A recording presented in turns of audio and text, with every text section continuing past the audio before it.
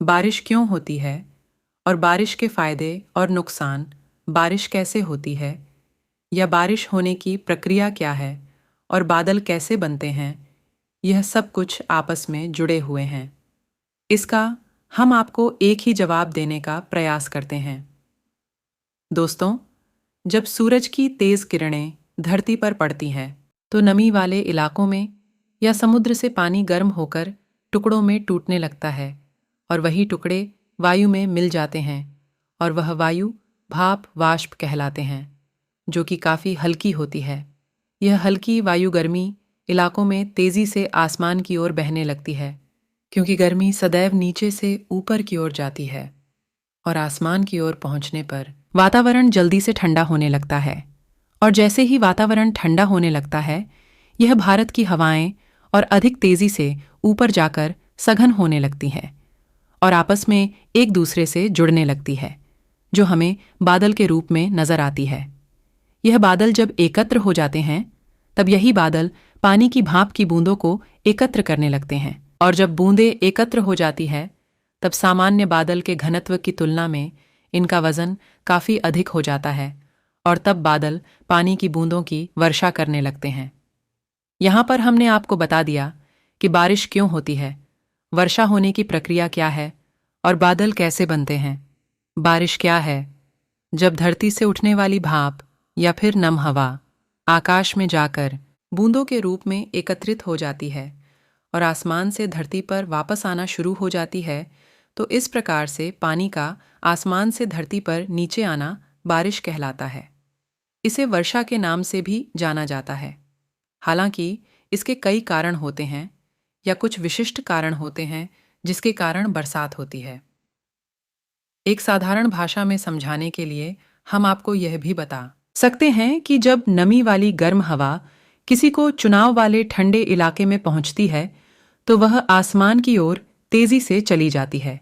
वहां पर और अधिक ठंडा वातावरण उन्हें एकत्रित करके ठंडे ठंडे पानी की बूंदों के रूप में परिवर्तित कर देता है, जहां से वे पानी की बूंदें अधिक वजन होने के कारण बादलों को छोड़कर या आसमान को छोड़कर धरती पर आने लगती है और ऐसे ही पानी की करोड़ों बूंदें एक साथ धरती पर नीचे आती है और बार बार नीचे आती है।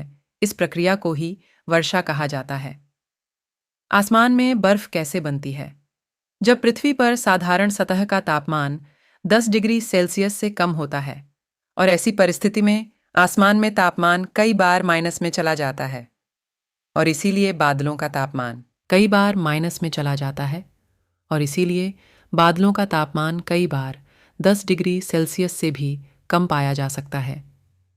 ऐसी परिस्थिति में बादल पानी की बूंदों को जब इकट्ठे करने लगते हैं, तो वह पानी की बूंदें आपस में जमने लगती हैं और जैसे ही जमी हुई पानी की बूंदों का भार अधिक हो जाता है, तो वे बादल से छूटकर नीचे गिरने लगती हैं। नीचे जाते समय हवा के थपेड़ों से वह टूटकर अलग अलग हो जाती है और नीचे और अधिक तापमान ठंडा होने के कारण वही पानी की बूंदें छोटे छोटे कणों में विभक्त होकर बर्फ का रूप ले लेती है। इस प्रकार आसमान से बर्फ गिरती है। बारिश के क्या फायदे हैं? बारिश से कई प्रकार के फायदे हमें मिलते हैं। हमारे शरीर में हार्मोन ऑल बैलेंस होने लगता है। शरीर से स्ट्रेस दूर होने लगता है। हमारे बालों के लिए भी यह फायदेमंद होता है। बारिश का पानी कई बार उबाल कर किया जाए तो इससे स्पष्ट पानी और स्वच्छ पानी और दूसरा कोई नहीं हो सकता। बारिश होने से फसलों को जीवन दान मिलता है।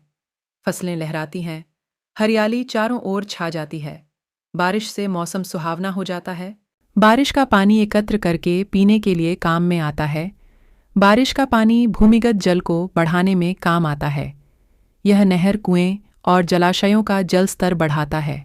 गर्मियों में बरसात एक वरदान से कम नहीं है। बारिश के क्या नुकसान है? बारिश के कोई भी नुकसान नहीं होते हैं। हालांकि कुछ विशेष परिस्थितियों में बारिश नुकसान कर सकती है। यदि किसी कारणवश बाढ़ आ जाए और उसके पश्चात बारिश भी हो जाए, तो वह नुकसान कर देती है। इसलिए जानवर पनपने लगते हैं, बीमारियां फैलने लगती हैं और कुछ विशेष कारणों में यदि बरसात की अति हो जाए तो वह फसलों को बर्बाद कर सकती है, जिससे किसान आत्महत्या भी करने लगते हैं। अत्यधिक बरसात बाढ़ ला सकती है और भूस्खलन कर सकती है।